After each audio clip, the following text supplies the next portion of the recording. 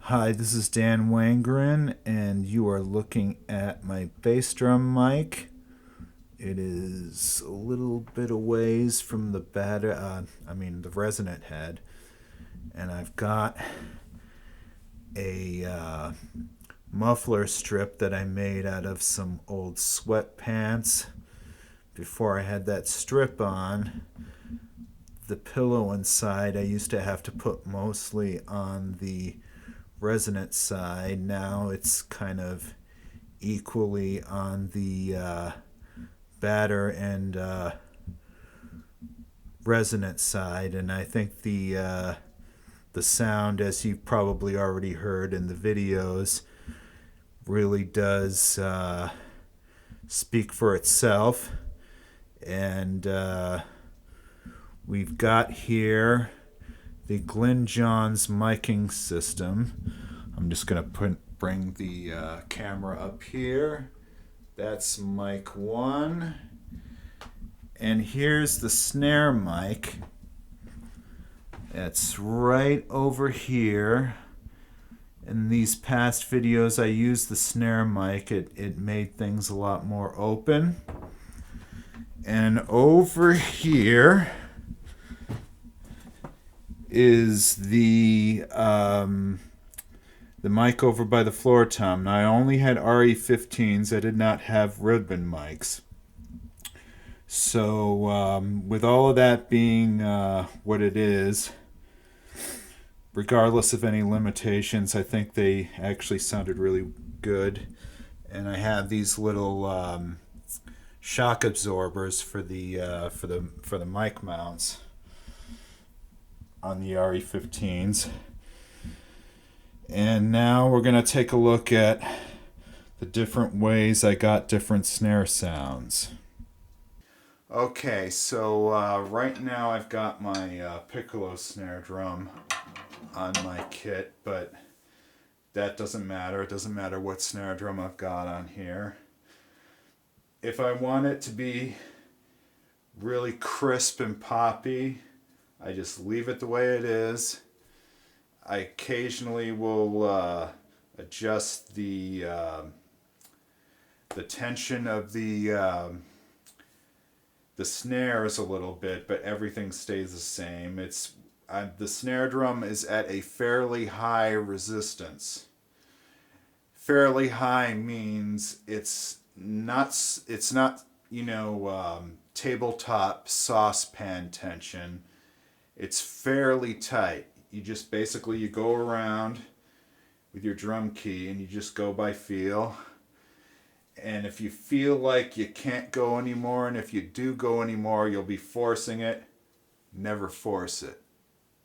That's the mistake I made when I was younger. You never want to force a drum head to go higher than it should. Plus, you'll choke the drum. Now, if I want a slightly lower and maybe a little bit deader, but mostly just lower sound out of my snare drum, I'll use this. It's a very thin homemade zero ring. Just put that on there.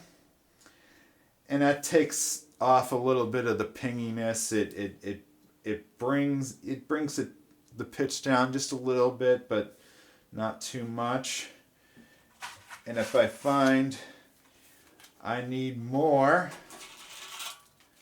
now here's a relatively thick zero ring that I made from an old I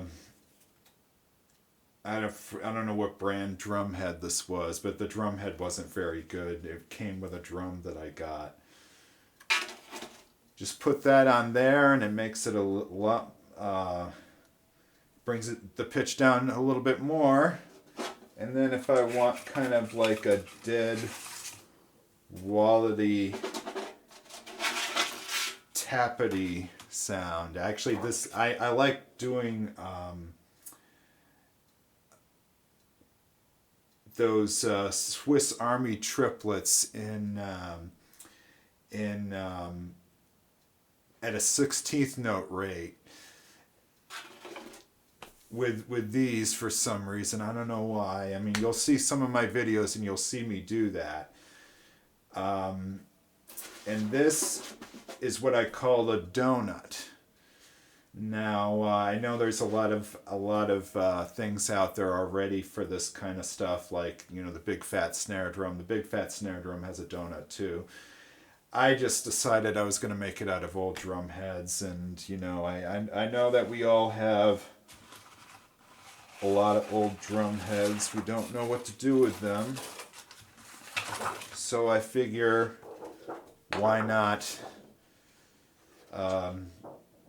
just do this. And now this is something that I call the Mick Fleetwood thing, the MF thing. And the reason why I call it that is because it gives you that, deep, thuddy sound. I mean, it still has a good crack to it, but but now the pitch has gone down quite a bit. And it doesn't stop here. This is what you can also do with these things. You can layer them like that. Now it's even lower. And then you can take the donut, put it under the MF thing. Now this is basically the lowest of the low.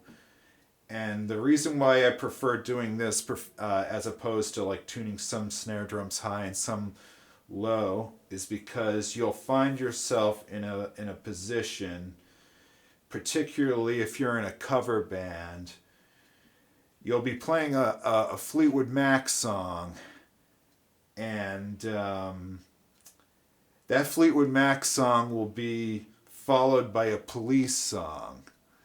You just went from one end of the spectrum low to the other end of the spectrum really high. And this is a perfect way to get at least 12 sounds out of one drum. You don't even have to take out a drum key. It's I know it's a bit unorthodox, but I really like doing it this way now. Plus, another thing to mention is I like my snare drum to be the highest tuned drum on the drum kit, which means it has to be higher than my first tom. And I like my bass drum to be lowest, which means it has to be lower than the floor tom. Now this works if you have like 5 drums or less on your drum kit.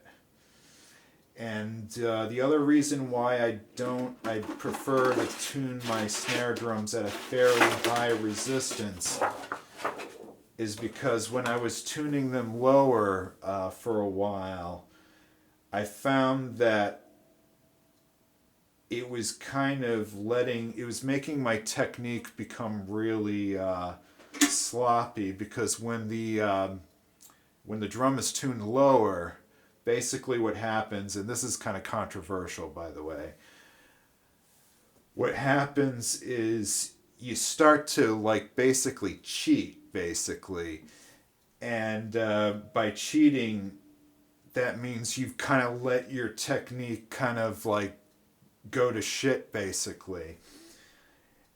And you can do that because when it's tuned lower, there are a lot more overtones that are covering up all your mistakes or any kind of technical deficiencies that you may have. And I found that towards the end, when I was tuning my snare drum low, I found that my right hand started to get sore.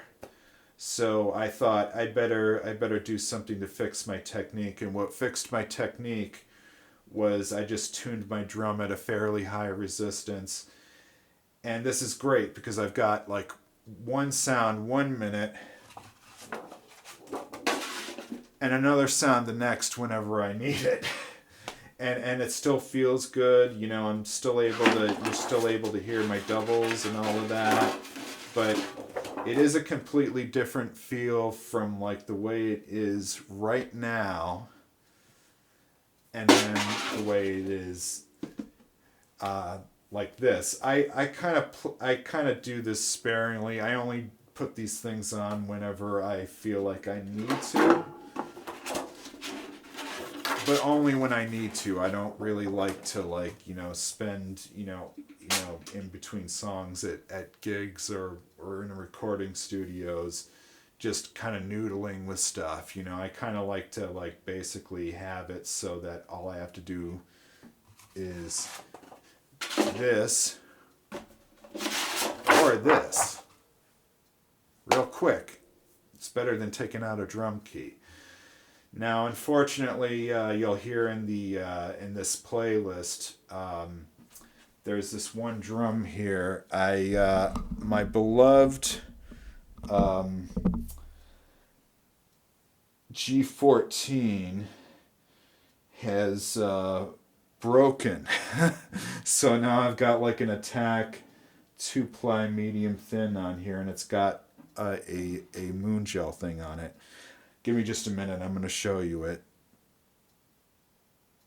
Yes, and that's I don't really like using these moon gel things, but I do when I have to, and for some reason I've got this one pitched up higher to a higher note than I desire, and then I bring it down by putting that moon gel on there.